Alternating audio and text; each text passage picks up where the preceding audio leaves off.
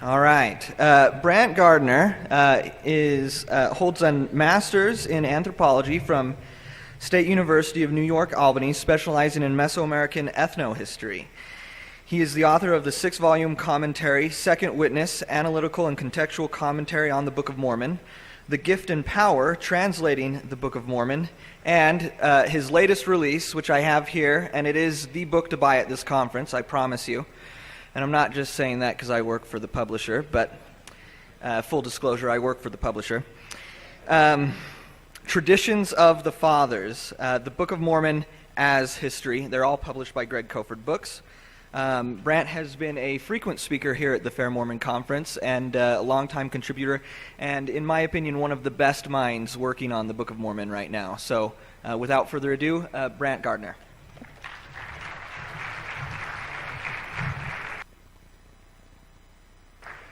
I'm going to do things a little bit differently. I have in the past read papers, and that works. You get some really good information, mostly because I end up talking too fast, and the subject matter gets people kind of confused, and then you go read the paper and know what I did. So I have created a paper, and I've given it to them, and we're going to do something else. All right. Where am I pointing this to make it work? Works. All right. By raise of hand, how many of you, by the time I finish, would absolutely love it if I give you new proof of the Book of Mormon? Sorry to disappoint so many people right away. That's not what I'm going to do. There's a reason that I'm not going to do that, and what I want to spend some time doing is talking about why the very fact that we look for proof of the Book of Mormon is the wrong question. There's really good questions that we should be asking. We really should know something about historicity of the Book of Mormon so that we can understand history in the Book of Mormon. All of those things are incredibly important, but not because we're going to prove anything. The first problem is that proof is just plain difficult. I've been seeing a lot of things on the internet where somebody will say, what I really want you to do is to give me that one thing that will prove the Book of Mormon. Fool's errand. Anybody who asks you that, smile and say, thank you, it's the wrong question, let's try something else. One of the reasons is, if you already believe the Book of Mormon, any proof I give you doesn't change the fact that you already believe in the Book of Mormon.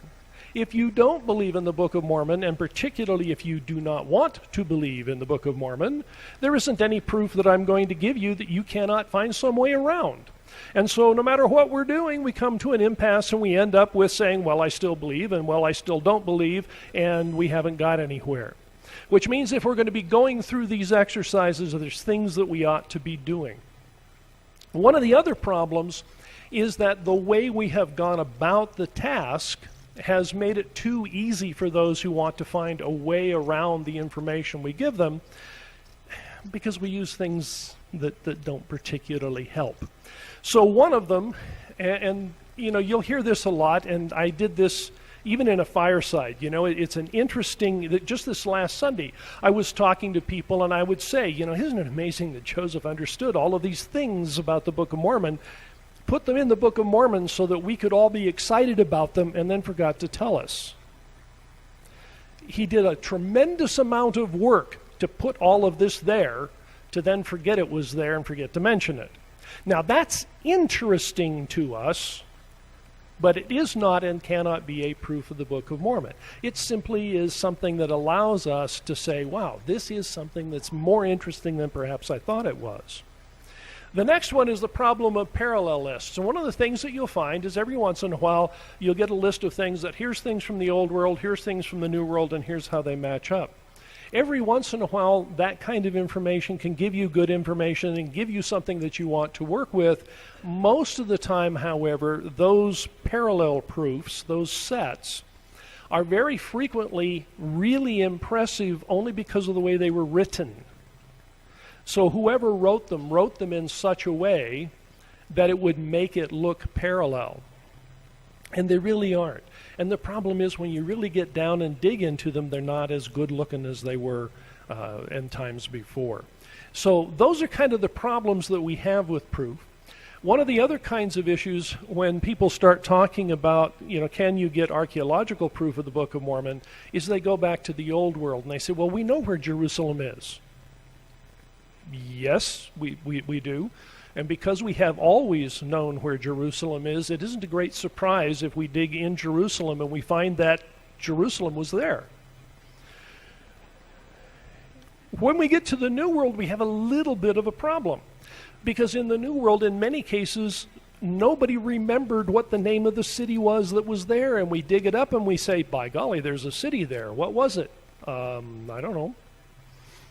Every once in a while, they will write the name if they're in the Maya region and they had writing. You get into other cultures, they didn't have written texts, and so we still don't know what the names are. We have names for all of them because we people like names, and so archaeologists give them names. But it's names that the archaeologists have given them, and we don't have that kind of continuity. There was a break between those high cultures and the time of the conquest. And so for the kinds of things we're looking for in the Book of Mormon, there was no continuity that would lead us from an old artifact to a new one so that we would know exactly what was happening. So the problem is things are different. The next thing that's different in the New World that people in the Old World keep forgetting is the problem of texts. If we, and Mark in the back there will attest this with me, if we had any small fraction of the number of texts that they have in the Old World, we would be ecstatic. The Old World is full of texts, full of really old texts, full of libraries of cuneiform tablets that they've uncovered, and there are texts that are thousands of years old. You get to the New World, and we have one culture that was writing something that we could read. They weren't writing in stone until after the time of the Book of Mormon, which means the vast majority of what they wrote doesn't apply to the Book of Mormon because they started writing it in stone too late. We have found some paintings so that we know they were writing earlier, but when we get the earlier writing, there's some of it that can't be read. And so people will say, how about these texts? Why don't you read about Nephites and Lamanites in the contemporary texts? It's really simple. There are no contemporary texts. They could have gone through the list and given you Mosiah's genealogy, and they could have written it all down, and we don't have it. It isn't there, and not only is that not there, but nothing that anybody else wrote from that time period is there. And so the problem is just completely different in the New World. This issue of how do you prove something becomes incredibly complex when we move the Book of Mormon out of the Old World and into the New. So that brings us to another question. We're learning more and more about the cultures of the New World, and one of the criticisms that I will see very frequently is, why doesn't Michael Coe believe the Book of Mormon if he's one of the preeminent Mayanists? Now, he has been for a long time, and like most of us that are starting to gray, our time is probably nearing the end and younger people are taking over, but still, pretty important guy. Why doesn't Michael Coe believe? He may have changed his mind, but here's one of the reasons that he gave us from 1970. And you can read that one, and I won't read it to you. But look at the very end of it. The very end of it is the real problem. He said, why don't the Mesoamericanists believe this stuff? Well, it's because we keep hearing things from Mormons that we know cannot be true. For those of us who are graying, we probably remember this one. This is from the famous quotation from Pogo. We have met the enemy and he is us. The reason that Michael Coe can't believe is because we keep spouting so many things that are totally unbelievable, and they really cannot be believed. And there are many things that we have said about the Book of Mormon that, for as enthusiastic as we might be about it, have simply been wrong, and they know they're wrong. And so when we read, or if I were an archaeologist, or I was someone like Michael Coe, if I would read these things that I know cannot be correct, I wouldn't believe the Book of Mormon. For example, for a very long time, it was assumed that because the Nephites had come from the high culture of the Old World to the New, that they must have brought culture with them. So we expected that we would find somewhere after 600 BC a fluorescence of culture that was due to these people coming in. And for a little while it seemed to work because for a period of time that seemed to be the date when we were finding earliest things in the beginning of the Maya cultures. Except it isn't true. And the Maya were here long before that, and they were doing some really good and very inventive things that began prior to 600 BC and continued after. The reality of the answer is Nephites did not cause New World civilization. Does that mean anything for the Book of Mormon? No, it really doesn't. It just means that we had an argument that we tried to profess because we were so excited about the Book of Mormon that it was wrong, and because we professed it so vehemently, there were a number of people who said, yeah, it can't be true. So what are some of these things that cannot be true? I'm going to give you two of them because I really need for all of us to put some of these to bed. We hear them a lot, and because we go on the internet, we're going to hear them a lot more. The first one is the Tree of Life stone, Stela 5 from Isapa. This one has been so popular that a Relief Society in Southern California made little plaster replicas of them. I think it was even my aunt's ward, and I have one hanging on my wall. Really a terrible representation, but it's pretty cool because it's Tree of Life stone, and the church members put it out. And the reason they did, of course, is because here is archaeological evidence of the Tree of Life dream from the Book of Mormon, written in stone, and picture of Lehi and Nephi sitting there working on the plates. The problem is, all of that analysis was first of all done early in our understanding of Mesoamerican iconography. So there's some forgiveness that we must give to those who made those interpretations, because there's a lot of things that we were just learning how to read, and they misread a few things. Secondly, it was also done prior to the time when we had a much better rendition of the Tree of Life stone, and so certain things look very, very different in the more accurate rendition and look much more Mesoamerican and much less Tree of Life-ish. And then the last part of the problem is, if you look at the same iconography as it appears in other stelae from that particular location, you see the similarities of the scenes, and they don't look alike at all. You can tell that it's the same people and they're telling the same story, but it isn't the story we think it is. So it's really nice. It's a beautiful piece of artwork. If you have it hanging on your wall, continue to enjoy it. Please stop saying it has anything to do with the Book of Mormon. Okay, next one. This one even closer to my heart. I have to tell you the story of Quetzalcoatl. For those of you who don't know the name, this is the Aztec white god. For all of you who have pronounced it incorrectly for all of your life, it is Quetzalcoatl, and that TL at the end isn't voiced, so it isn't Quetzalcoatl. And that's about as much as you'll ever really care to know about the pronunciation of Quetzalcoatl. Because from there on, I don't want you doing too much with it. Because this is another one where we have said this must be a representation and a remembrance of Jesus Christ. I even saw on the internet, looking up, you look up Quetzalcoatl, and Google will give you the pictures that people have of Quetzalcoatl, and down one of the ones that somebody did was the great sort of Caucasian-looking Christ with the beard and the long hair and the divine look in his eye, and underneath it his name, Quetzalcoatl. I started research on this particular topic because I got back from my mission speaking Spanish, and one of the things that I knew absolutely was that Quetzalcoatl was a remembrance of Jesus Christ, and I figured, just because I speak Spanish, I should go read some of these things so that when someone says, why do you believe that, I can say, I believe it because I read the texts, right? And so I did that. And then I got hooked and I kept reading it, and the very short answer, and the longer answer is in a couple of books out there, the short answer is it isn't a connection at all. Everything that looks Christian because we have selectively read certain Spanish priests who thought that they could prove that the Indians were human by saying that they were lapsed Christians. And so they had already taken a native tale and tweaked it a little bit In their case, they tweaked it to be St. Thomas, and then we took the St. Thomas tales, gave it another half turn, and shifted them to Jesus Christ. But they were by now a pretty far turn away from what the native information was.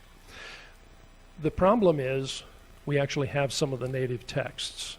For Central America, we finally do get texts around the time of the conquest, and we have enough of those that we can reconstruct what the natives thought that information was, and we can see what the Spaniards did with it. And when it gets back to the native, there's no connection at all.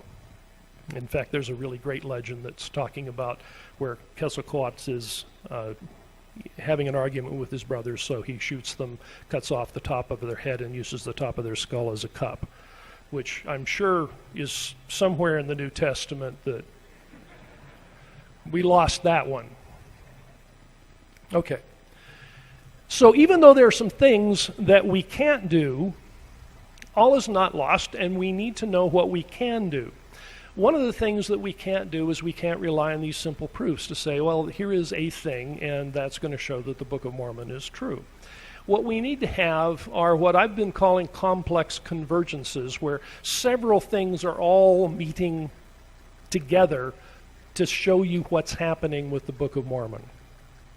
Now, I've shown this picture before, so if you've seen it before and you know the answer, kind of wait for a second. For all those who haven't seen it before, what are you looking at? Okay, how many people see a dog? Good, because it's there. Anybody who does not, don't be embarrassed if you don't see a dog. I got somebody, one or two here and there that don't see the dog. And frankly, it's the people that don't see the dog that are the reason I put this up. Okay? Because it isn't absolutely clear, and you have to start making connections in order to see a dog that doesn't really look like it's there. That is the nature of complex convergences. Once somebody points it out to you, and they say to you, you see, here's the outline, here's where the dog's head, here's the hind legs, here's what's happening. It's a Dalmatian, by the way, for those who are wondering. If you look at that, and once you see the dog, I guarantee you, you will never unsee the dog. Now, think about what would happen if you tried to say, well, yes, there's a dog there, and the guy says, okay, I don't see it. And you said, well, you see that spot? That particular spot looks awfully dog-like. And I said, well, it doesn't look like a dog to me. Well, how about the other one? Here's another spot. You can look at spots all you want, and you will not see the dog. You see the dog only when you begin to make the connection of multiple dots that are fitting together to give you the outline of the dog that otherwise would not be seen. And that is the task that we've got for the Book of Mormon. So how are we going to go about doing this? Again, you can read. I won't read this one to you. I'll tell you what the gist of it is. For a long time, I tried to find a methodology that would actually reasonably work. And one of the questions that you keep getting is, well, you believed in the Book of Mormon, and therefore you found what you were looking for, and so I can't believe anything that you say about the Book of Mormon because you started off as a believer. Flip that one around. You started off not believing, and you found out you still didn't believe, and therefore I'm supposed to believe because you never saw any positive evidence. The problem of bias is it's there no matter what we do. And so the idea of what the linguists have to do is really fascinating because they cannot look at two languages and begin to see if the two languages have any relationship with each other unless they first start making the connection. They have to ask the question. Now, you cannot say to them, by the way, you speak one of those languages, therefore you're disqualified for looking. Baloney. It isn't the beginning point that matters. It is what you do with the evidence. And in this particular case, what he says with the linguist is you have to keep going. It's an iterative process. You'll find something, and because you find that something, you find something else. And as you begin to find multiple connections, the next thing a linguist is going to do is say, well, what are the rules that hold those things together? And when you begin to get the sound shifts down and get the cognates in these different languages, you can begin to say, yes, these are part of a family, and I can make the case, in his case, because of the interlocking web of evidence. And what we need for the Book of Mormon is an interlocking web of evidence. Where are we getting that? Well, you can divide it up, but as soon as you divide it up, you're going to have problems. So one of the types of evidence you look at are these geographical convergences, meaning I've got to find times when the geography that is talked about in the text of the Book of Mormon matches with the real geography on the ground. The problem with that, of course, is how many of you have ever heard more than one theory of Book of Mormon geography? How many more than two? How many ad infinitum and just frustrating all to heck? Frankly, I suspect that there are some people who create Book of Mormon geographies by throwing darts at a board and then making up a story as to how those darts are supposed to fit the Book of Mormon.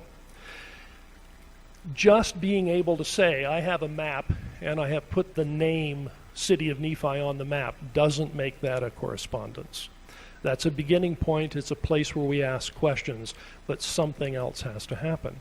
All of the names have to work in relationship with each other. I have seen some really interesting correlations that find a narrow neck of land and then put Bountiful south of the narrow neck when the Book of Mormon says it's got to be right up there. There are other ones where you know in the Book of Mormon that Bountiful is supposed to be guarding that narrow neck of land. And then you'll get it in some territory that is so wide that if the enemy ever wanted to get to the north, they don't even have to go by, anywhere near Bountiful. They could go 20 miles that way, go up, and 20 miles over, and they could ignore Bountiful entirely, which means the entire military function that it has in the Book of Mormon can't fit that particular geography. So there are things that you have to do. If you're going to be serious about looking at how the Book of Mormon fits with the real world, you run that iterative process where you have to keep looking at it and keep working with it. Geopolitical, that's where the people lived in the land. There are some requirements in the Book of Mormon that are really pretty strict. We have to have Nephites somewhere south, and we have to have Mulekites somewhere here, and we have to have Jaredites somewhere a little bit further north. And Mulekites and Jaredites knew each other, but Nephites never knew Jaredites, even though you've got at least some remnants of Jaredites that are around for 400 years at the same time there's Nephites around. That's a pretty complex set of requirements, and so you're going to have to meet that. What happens with a complex convergence is you want to take all of these things and fit them together. And when all of these different types are beginning to fit, first of all in the same place, and secondly at the same correct times, that is when we begin to make an argument for the historicity of the Book of Mormon.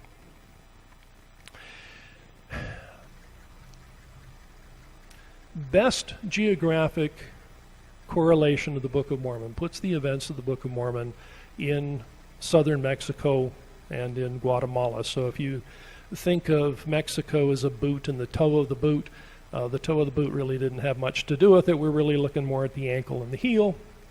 But down in that area is where we find things. Now, when we start looking at a complex correlation, the kinds of things that we're looking for are no longer where is that one thing where I can shine the light on it and prove the Book of Mormon. What we're trying to do is say, does the Book of Mormon as a text fit into the world and the time frame of that world where it's been set? So here's a couple of them that we'll go through. And we don't have time to go through everything that's possible, but these are some of the ones I find interesting. We have Nephi at the very beginning of the Book of Mormon. He gets a new city and a brand new city, and one of the first things they want to do is have him be a king. And he says, no, I don't want to be a king. Now think about that. And one of the problems we have about the Book of Mormon is we usually don't actually think about it. We don't ask serious questions of the Book of Mormon. We read it and it says, oh, he wants to be a king, didn't want to be. He must be humble and therefore a really righteous prophet, and I don't have to worry about that verse anymore. The problem is we really should, because what in the world did they want him to be king for? Why did they insist, the people, why did they insist that he be a king, particularly if Nephi was resistant? Well, it just so happened that if we put them at that time period in that location where we're proposing the geography, that the correlation fits and it begins to explain why we're seeing that in the Book of Mormon. That is a time period when kingship is developing in that area, and smaller communities are developing kings, and so people are saying, dang, they got a king, I want a king. It's a very popular thing to do, and everybody is saying, yeah, I really want a king. I want to be a big city like they are. And so why does that happen at that time period? Because it is happening at that time period. Why doesn't it happen later in the Book of Mormon? Because later in the Book of Mormon it's totally accepted and everybody's got kings. It isn't an issue to create kings later on. What becomes unusual later on is when Mosiah says, yeah, we're going to get rid of them. That's unusual. But I won't talk about that one. All right. Next one, same time period. We get Jacob, who goes to the temple, and he gives this wonderful discourse. And again, we don't ask very many questions about it. He talks about two things. He talks about polygamy and costly apparel. How many of you, in reading any book on polygamy, noticed how all of the women are dressed in costly apparel because they were polygamous wives? Because having more wives, of course, means you have a lot more money so that you can dress them better. Okay? There's something wrong with putting those two things in the same verse. What in the world are they doing there? Why is he saying that we have at this particular point in time, this early in history, why is it that the two things that he really, really worries about are costly apparel and polygamy? Well, at that time, as these villages are developing, one of the things that comes out of this situation are people that they call aggrandizers, or people who are trying to make their life better. And one of the ways that they begin to do this is to have trade with other locations, and in order to trade, you have to have something to trade. And the more objects you have to trade, the better shot you've got of getting something back. So, the more you are trading, the more you can bring something in from the outside. Now, think about the problem of costly apparel. If we all shop at exactly the same store and it never changes anything, you know, pretty soon we're all wearing the same clothes. You won't notice anybody with costly apparel because it's all the same. Think about going to the temple. Who's wearing costly apparel in the temple? You know, we make sure that it isn't. But if you're in a village that is making your own clothes out of the same material, out of the same dyes, and if somebody innovates a new idea, you go, well, that was interesting, and you copy it, everybody is dressing the same. How do you get costly apparel? Trade goods coming in, things that are from the outside. And so these aggrandizers are the ones who are making themselves more wealthy by bringing in trade. Well, where does polygamy come in? One of the things that they did in order to increase family production of the things to trade was they had more wives so that they could have more production.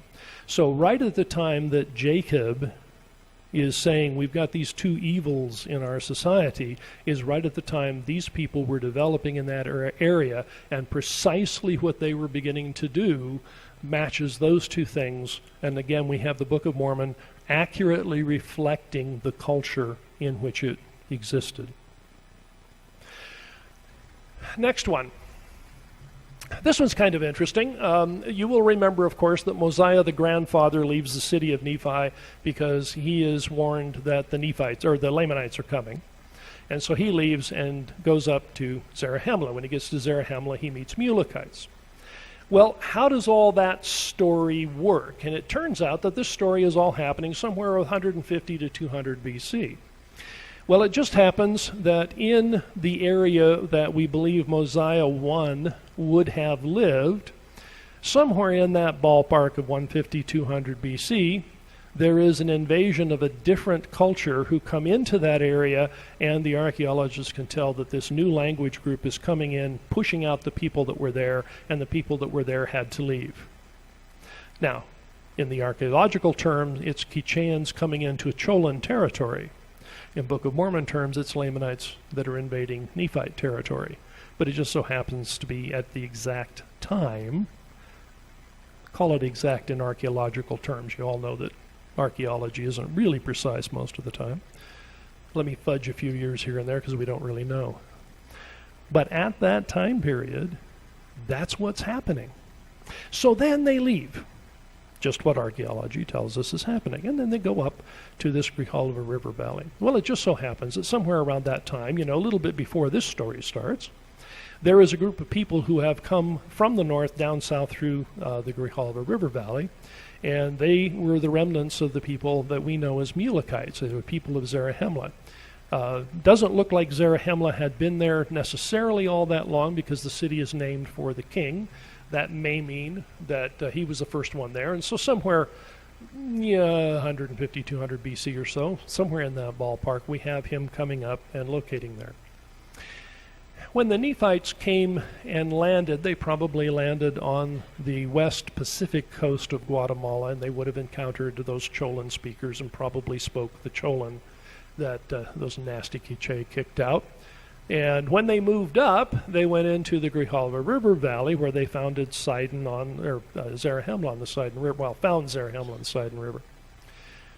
The Mulekites would have landed in the Gulf of Mexico, and landing in the Gulf of Mexico would not have found Cholan speakers. They would have found speakers probably Soke, and if they got there early enough, the parent language, which was Mije Soke.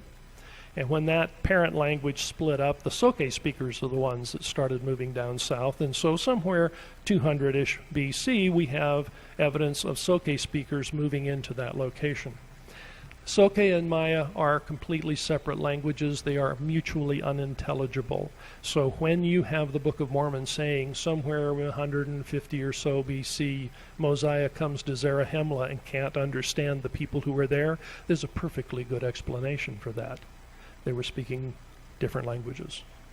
And the archaeology tells us that, and tells us that it's happening at that same time. So we're getting correlations not only to the story of the Book of Mormon, but to the time period where that story takes place. Think of what would happen if we tried to take that story in the Book of Mormon and move it 100 years earlier. It wouldn't work. Take that same story and move it 100 years later. It wouldn't work. It just works at the time period that the Book of Mormon says that it should have worked. All right. Other interesting things. The same question of timing. We all know that the Book of Mormon ends. We all know that it does not end well for the Nephites. The Nephites have been battling Lamanites for 1,000 years. They have had lots of wars. Mormon apparently loved to tell us about a certain war because he spent chapters on that particular war. And he just goes on, and there is war, and although they lost a lot in that one, they gained it back. And so these battles with the Lamanites have been going on for 1,000 years, and no Lamanite had ever completely destroyed the Nephites. And then in the end, all of a sudden, everything changes, and they're going to destroy the Nephites, and the Book of Mormon is over. Was it over because Joseph got tired and had to end the book? Well, had he been the author, you have to end it somehow. If the Book of Mormon is historical in that it gives us history, if it has historicity in that it matches up with what we see in history, there should be something in history that will give us the explanation for why those events happened at that time and not earlier and not later. The answer comes most likely in the problem of trade. Now, there's trade routes all over. Those lines are showing you the trade route. The one you want to pay attention to is the one that's going along the coast, because that one goes down into the area where the Maya were and all of the big Maya cities and all of the really great stuff that the Maya were doing. And the other end will go up into Teotihuacan, which was the largest, most influential city of the New World at that point in time. And at that time, probably sixth largest city in the world. That trade route goes through Nephite territory, and territory that the Nephites at least might have been able to block off.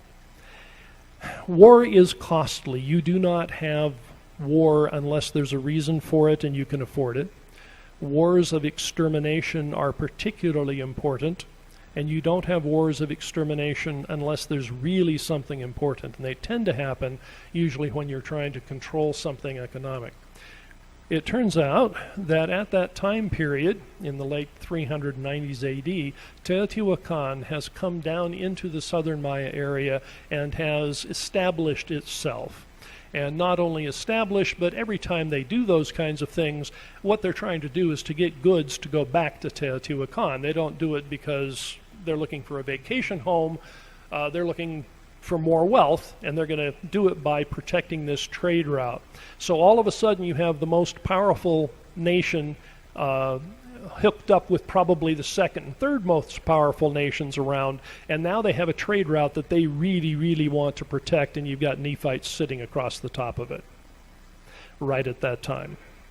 And that's the time that Mormon tells us that the nature of warfare changes, all kinds of things change. He talks about the fact that Gadiantans are now involved in the Lamanites. Different paper entirely, but I think the reference to the Gadianton there is a direct reference to Teotihuacan. And so he's saying, yeah, this is just, the rules have changed, everything has changed because Teotihuacan has come. And they had something that was worth the price of destruction, but not 100 years earlier, not 100 years later.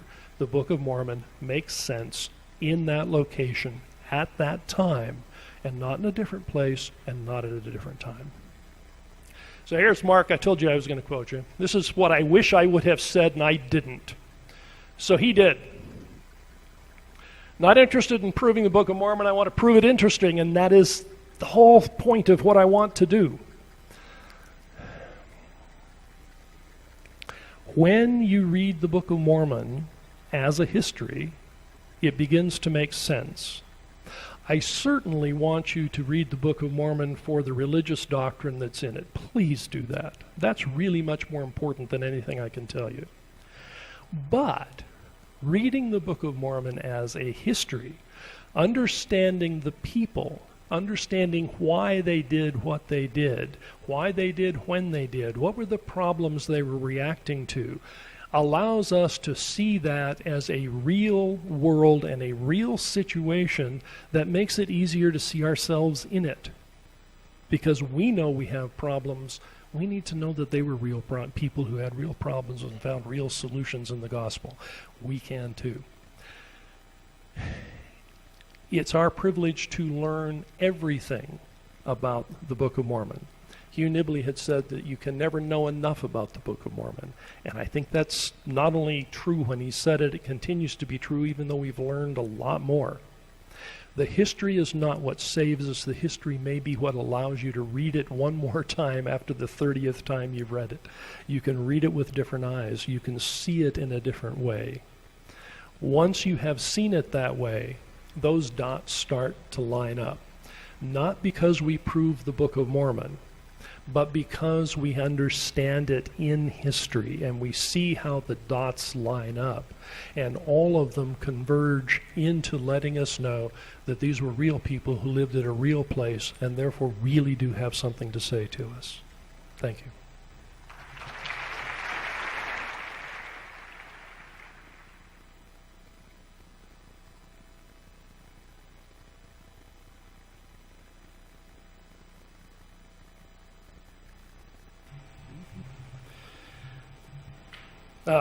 One of the reasons you dismiss the Mid-America theory of the Book of Mormon. We don't have enough time to go through all of that. Let me give you just a couple of quick ones. The things that look really good about the Central American, the United States, Mississippian area in the Book of Mormon is that those dates seem to line up, and you can get a Jaredite date and you can get a Nephite date. The problem is, even though the dates work, the geopolitical differences do not. Because you remember that the Book of Mormon says we have to have Jaredites that aren't anywhere near Nephite lands until about 200 AD. The problem is the Adena, who are of the Jaredite age, were in all of the Hopewell sites, and they were the precursors of the Hopewell, and so the geopolitical things just don't match. So you get some really interesting stuff, but nothing actually fits when you really dive down. It's sort of the kind of problem I had when I was looking at Quetzalcoatl. There's a lot of stuff there that looks like it might fit, but when you get into the details, you go, oh yeah, that wasn't as good as what I thought. And that's kind of what happens with that one. I'm wondering if Gardner would ask the audience by a show of hands. We'll have to see what this is to see. Did I shock anyone with things that you thought were true, like the Tree of Life Stone? How many of you had thought the Tree of Life Stone was good, and now you're sad? Good, the sad hands went down. That's good. I don't want the sad. And they're asking, how do I reconcile the fact that somebody might be sad about that?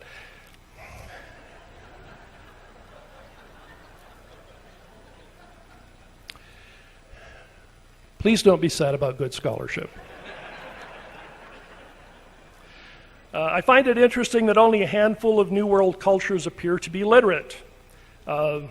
Certainly that is correct, and all of them that we know about are in the Mesoamerican area. How was it literacy did not spread more widely either from the Maya or the Book of Mormon people? I can't tell you exactly from the Book of Mormon people because I don't know. I don't know of anybody who has actually said why the Maya language and the glyphic system didn't work. So I will now tell you, and there's no papers on this, and this is totally my opinion, and if you say that I said it, I'll probably tell you that I didn't say it.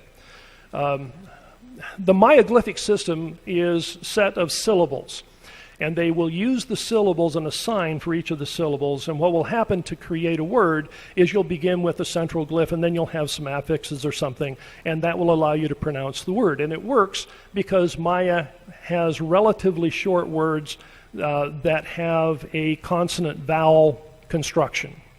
So if you're basically consonant-vowel, and you've only got maybe a maximum of 3 syllables, you can pack that. When I was doing my Mesoamerican studies, I was working with Nahuatl. Nahuatl, you saw the word Quetzalcoatl, right? That's more than 2 syllables. And they do that all of the time. I suspect that they looked at that and they said, if I did that, I'd have, one thing like this for a word, and we just couldn't figure out how to write it. Or I suspect that the problem of the language itself didn't match with the writing system. It wasn't as flexible as the Roman system we use. In creating your Book of Mormon commentary, you said online that you didn't want to repeat what somebody decried in the Millet and McConkie method for their commentary. How do you study the Book of Mormon and not use the revelations to understand its teachings, and why shouldn't you? Slight misunderstanding, I think, of what that particular issue is. When I wrote the commentary, I was trying to do something that was more on a scholarly level, but I did want to talk about the religious things, but I wanted to do it in the context of how Nephites believe.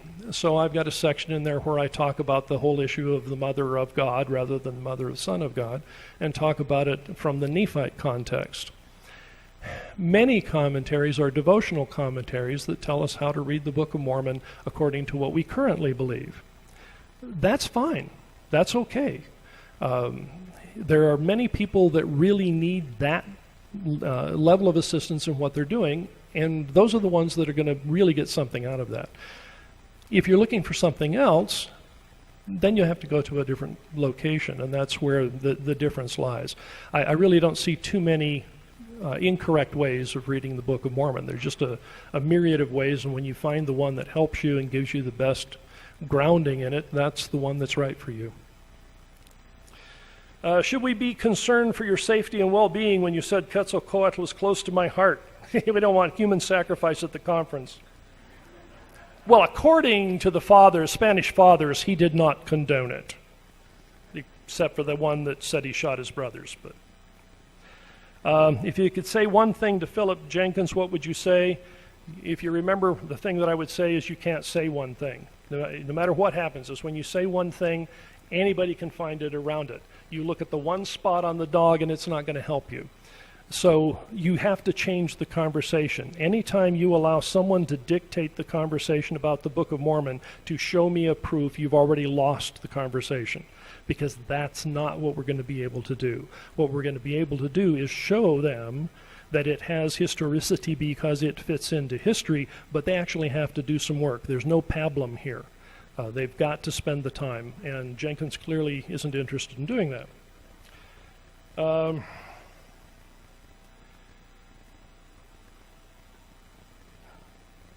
This one's from a quote from Pedro de Cieza de León, who's a Spanish soldier writing about the Inca. It said, "They say that out of the regions of the south there came and appeared among them a white man large in stature, whose air and person aroused great respect," which is one of the reasons why people have been really excited about the great white God, because we get it in so many cultures. What's really fascinating about that is that you get it in cultures you get it at least first in all the Spanish cultures. And what clearly seems to happen is that in all of the Spanish texts it takes the same form. Unfortunately, in South America, we don't have the literature to be able to dig behind it to see what the texts were.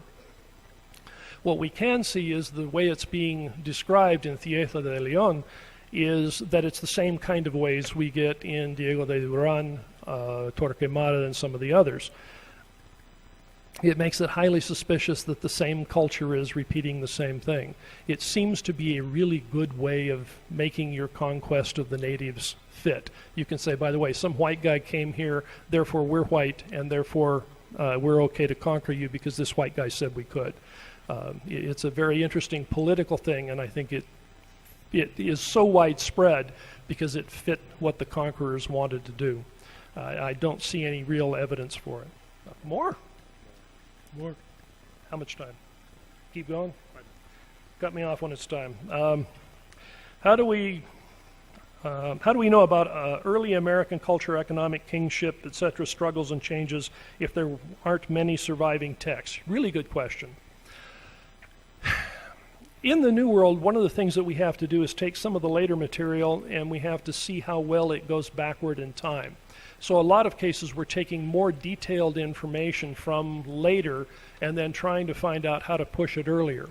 The trick there is that you can't simply assume that it goes earlier. You have to find some connections. So usually you'll find connections to other iconographic representations where in the earlier one you could say, there's no text that will give this concept or context, but we see the same thing later where there is a context and it looks like those two are the same. And then when you start getting more of those, again, that iterative process, you start learning more about what was happening. Some of the other kinds of things that you learn is just from archaeology. If you're looking for the origin of kingship, you're looking at the development of the cultures, the monumental buildings, the trappings of a king, and so you can see those archaeologically. So there's a lot of information that you start using. Anybody who works in the New World gets quite imaginative in the way we have to use data because we just don't have as much. That doesn't mean they're all wrong. It just means that we're subject to correction when we get better data. Did the Amalekites travel to the new land by coming across the Atlantic Ocean since they landed on the Atlantic side? I believe so. And the only reason I can say so is because in order for things to work out and for them to land somewhere, get at a river and move up the river, you've got to land on a coast. To get them up there, you're going to be landing in the Gulf of Mexico. So it's suppositions that are built on other suppositions. So do you believe that there could be no connection between the legends of the great white God and Jesus Christ? As clearly as I can, no connection whatsoever. Now, there are lots of things that I will back that up, and I have had people on the internet who have said, well, you must not have read all of the texts.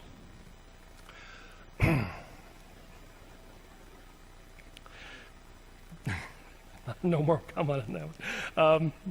What do you think about the so-called Book of Mormon connections with the Popol Vuh? Popol Vuh is quite late. I don't know that there are any direct connections. There are certain things about the way they talk about the creation of the earth that look quite Christian. I'm probably more conservative than many on that one. Particularly since right when they're talking about that, it specifically says we're writing this during Christianity. I think others would say that there are more there, and I'm kind of agnostic on that one. Open to argument. Do the parallelistic patterns used by Book of Mormon writers reveal rhetorical and logical techniques of the Nephite literate class?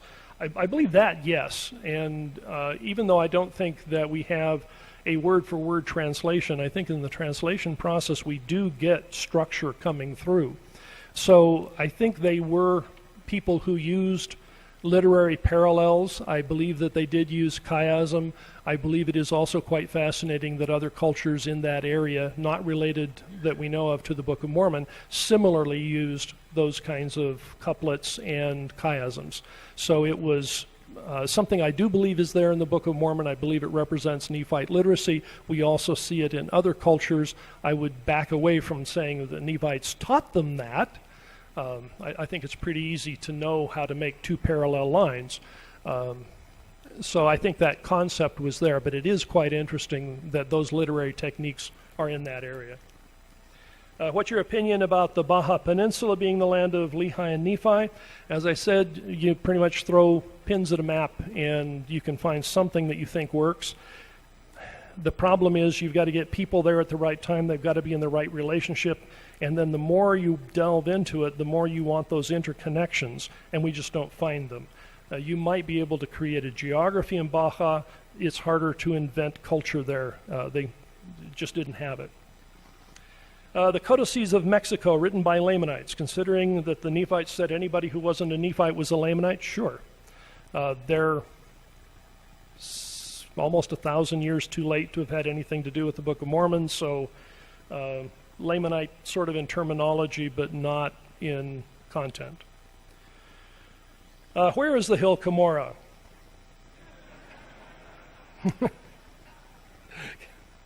Could you talk about some topics surrounding this? Shoot. Let me do the next one. I'll go back to that. What's your opinion of Grant Hardy's edition? Wonderful. Please read it. It's a good way to understand the text. I think one of the things that we don't do is read it closer to the way it was dictated. Unfortunately, I think when Orson Pratt made our chapter divisions, he did us a disservice. I think you ought to read it in the original chapter divisions. Okay, Hill Cumorah. You want me done? You want to answer that one? Answer this question. Okay. There is a hill in New York that is called Cumorah. It does not fit any of the requirements for the Book of Mormon Hill Cumorah. It is not a good defensive position. It has no archaeology that supports any of the events of the Book of Mormon, any people being there during Book of Mormon times. It's a clean hill. There's just nothing there. There is absolutely no evidence that had anything to do with the Book of Mormon. So there's a Book of Mormon, or there's a Hill Cumorah. It would be down somewhere in Mesoamerica. Where? We still don't know that. There's a couple